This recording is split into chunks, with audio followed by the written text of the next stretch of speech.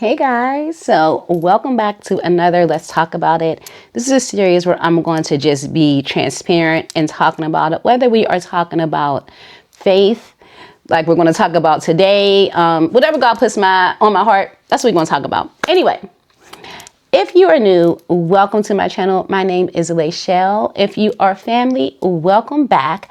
Listen, if you are liking this vibe, please remember to like, comment, subscribe, because guess what? It really does help the channel. I didn't understand when people said that, but guess what? It does help. Let's jump in though. Today, let me rewind. So, lately I have been doing this 30-day challenge, and the challenge is getting reconnected with God. I will place the playlist. If you don't know, you can get caught up. Every day in January, we have been doing a verse of the day. I'm doing it on shorts. They're 3-minute verses, just really great ways just to reconnect with God, a daily devotional, whatever you want to call it. But what I'm learning in that is the more you reconnect with God, the more he starts to reveal things that he has to kind of purge you from or get you out of so that you can get closer to him. And a lot of that is fleshly things, sin, just stuff that God is just revealing to me. And in my last video I talked about how one of the things that I want to focus on in 2026 is just allowing God more control, or not even more, more, right? We're going to get into this. Control over my finances, surrendering that area to him. And that is just an area that I think I struggled with forever. It's just an area, you know what I mean? An area that I struggled with, and that I'm now trying to release to God, because I understand that for us to ask for more, whether it's whatever it may be, for me, it may be, God, I need for you to bless my finances. Somebody else may ask for, God, I need you to bless my business. I need you to bless I need you to bless whatever it may be. Sometimes we have to show that we can steward the little before God gives us an abundance, because guess what we will do? We will abuse that. And it could be another way for the enemy to come in and deal with mistrust and just a whole lot of things. And so as I'm walking this out, I am realizing that it's not as easy as we always say it is, or as it could be portrayed to be, to literally trust in the Lord with all your might. In Proverbs, it is Proverbs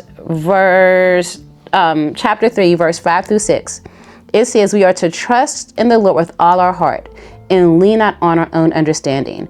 In all your ways submit to him, and he will make your path straight. That's one of my favorite verses in the Bible. I talk about it all the time. But it's also one of the verses that could be the hardest to walk out. Or not verses, it's one of the lessons, one of the teachings, rather, that could be the hardest to walk out. And it's one of the ones that we like to just put around butterflies and rainbows and say, yes, trust in the Lord with all your might and lean on your understanding. He will direct your paths. But when we have to literally take that teaching and put it into action and practice it and walk it out, it comes with some adversity. It comes with some tension. At least for me, it does. Because what I'm finding is when I have to trust in the Lord with all my might, that means I have to take my hands completely off of it. And I have to trust that he is going to make sure that everything's okay. And for us, it's like seeing, I always give this example because one, I really kind of like learning about Mount Everest. I'm never going to climb it. I don't want to do all that. But I think it's just kind of this huge, gigantic mountain, largest in the world, that God has placed on this earth. And so I think of mountains to say, God, for me, this is how the mountain feels. It's like I'm looking out Mount Everest and I'm saying, okay, God, you said that if I have faith as a mustard seed, I can tell this mountain to move and it will move, right? But to me, that mountain looks too large. And so I then, if you're like me, I then tend to rationalize ways to justify my hands being in it. You know what I mean? Like, I will rationalize and say, okay, God, well, whatever. I don't know. I can't give an example right now because my brain is not thinking of one. Maybe because I'm nervous because I'm talking to you guys about just, very vulnerable situations. But let me try to think of an example. It could be, okay, God, you told me to trust in you with everything, right? But I'm seeing these bills. I'm seeing grocery bills go up. I'm seeing and I talked about this in my other videos. So this is something that when I tell you I'm literally walking through it, I am walking through it. And so I don't know, Lord. So I'm just going to, use this credit card, knowing that God already helped me pay the credit card off. And now I'm going to keep using it because now the credit card is going to be maxed because it's just easier to do that versus trusting that God is going to have me in every situation, And in my head, I'll say, okay, God, well, I'll rationalize the use of it. Versus me being like, okay, you know what, God? You said that you are my Jehovah Jireh. You are my provider in every area. And so either I have to get better at being able to look at wants versus needs and literally say, do I want this or do I need this? I have to get better at doing that. That's just what it is.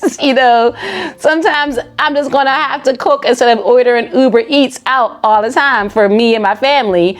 But whatever. I'm digressing. Let's bring it back. Let's bring it back.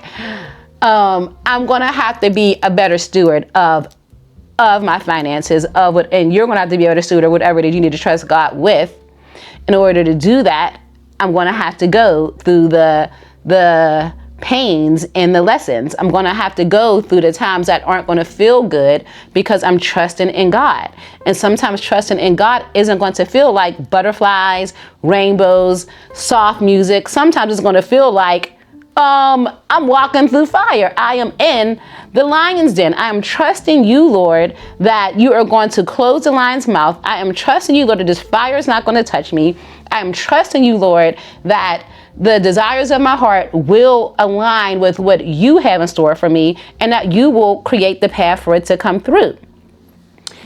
And that process is when we have to cling to God more, right? If I don't cling to God and I am not honest with him and saying, God, I am struggling with trusting you in this area and I really need your hand on it. And God, help me to surrender it to you. It says that we are to submit to him. That means to submit means I am not in control. I am in submission to God. And once we submit to him, then he will make our path straight. He can't guide us. He can't make our path straight. He can't give us the blessing. He can't put his hands on it if my hand is in control. There's too many hands in it. And God's saying, take your hand out of it. Let me do what I said I'm going to do. If you trust that I will supply your every need, then I'm going to supply your every need. I feel like the needs will come before the wants because I am trusting God with my needs. I am showing him that I can steward those needs well. So therefore, what I want can come after I can show him my faithfulness in the need. After I show him that if I can trust you with this little, like it is talking to God, who is our Elohim. That means he is the creator of everything. He literally put the stars in the sky and he knows every star by name. He created every snowflake to be different than what the other snowflake is. And if I can trust him with my little needs, listen, I can see where he can withhold the want from me right now because you want more than what you can trust me with. You want more than what you can trust me with. God, that's it. He just gave me that lesson right now. How can I want more than what I can trust God with when I can't even trust him with the little? And so I'm just saying this because this is something that I'm dealing with. And if you are dealing with, it could put in whatever it is that you are lacking trust with God in and say, God, and we will just pray, God, I pray and I surrender this to you, Lord. I put it at your feet, God. Help me to be better in this area. Sometimes we just have to say, God, I need you to just help me to be better in this area because I'm not there yet. And that's the thing. We don't have to be there yet. This is where God meets us. He's not calling us to be perfect. He's just calling us to follow him.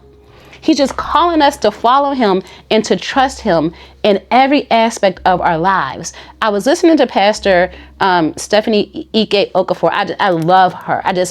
man. And I listen to her all the time, so I don't even know what message it is, but I'll link her YouTube channel below. And she had said something like, if you don't surrender everything to God, you're not surrendering to him, period. Like, we don't get to pick and choose the areas of our life that we want to surrender to him. I don't get to say, God, I surrender my marriage, I surrender my kids, I surrender my job, I surrender this, I surrender that. But when it comes to this finance area, I think I'm gonna just hold on to it. You know what I mean? And not that I don't have faith in God, I just am more comfortable in the quicker results versus the long-term results, right? It's like, God, if I have to wait on you and I don't see relief in this area, because to me, I want to see money in my savings and I want to see it. I need to see it now, versus God saying, listen, there are some things that you have to learn and unlearn in order for you to be able to take care of the blessing I want to give you.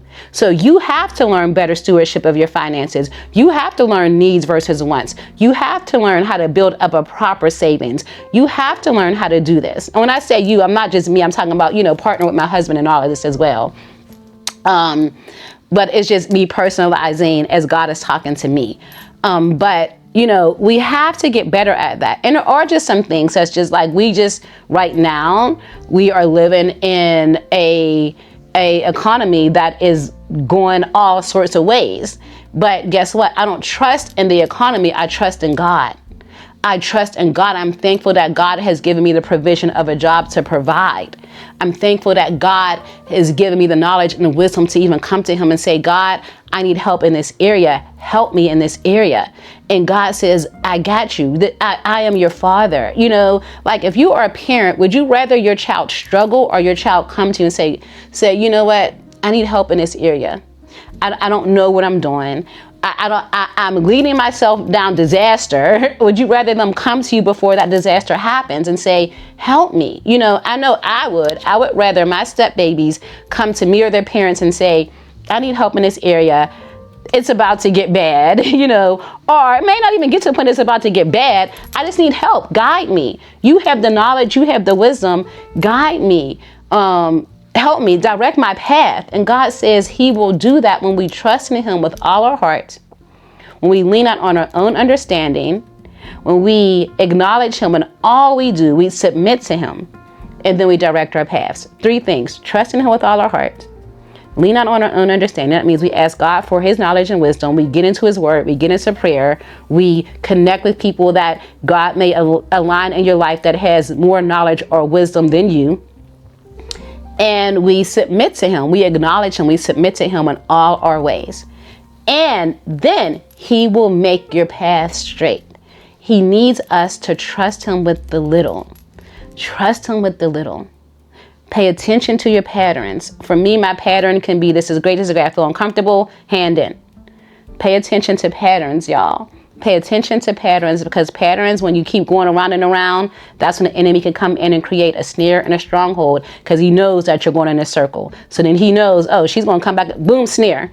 And now you're wondering how you got there. Pay attention to patterns that you do when you feel uncomfortable. When we feel the most uncomfortable, we want to do it our own way, and we allow our own understanding in, we allow lack of trust of God to come in, we need to cling to God. And so I just had to talk about that real fast. I just wanted to share it with you with a quick video of encouragement to let you know I am praying for you as you pray for me in this.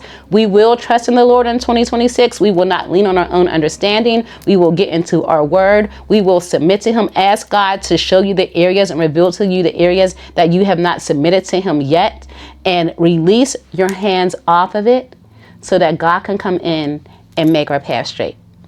I love y'all, and I will talk to y'all soon. I'm liking these sit-down talks. Oh, like, comment, and subscribe. I always forget to say that. Like, comment, subscribe, share this if you want to share this out with someone else that needs encouragement. And I'm going to be down for another sit-down talk, because the way God is just releasing into me, we're going to be talking a lot this year. But I love y'all. I'll talk to y'all soon. Bye.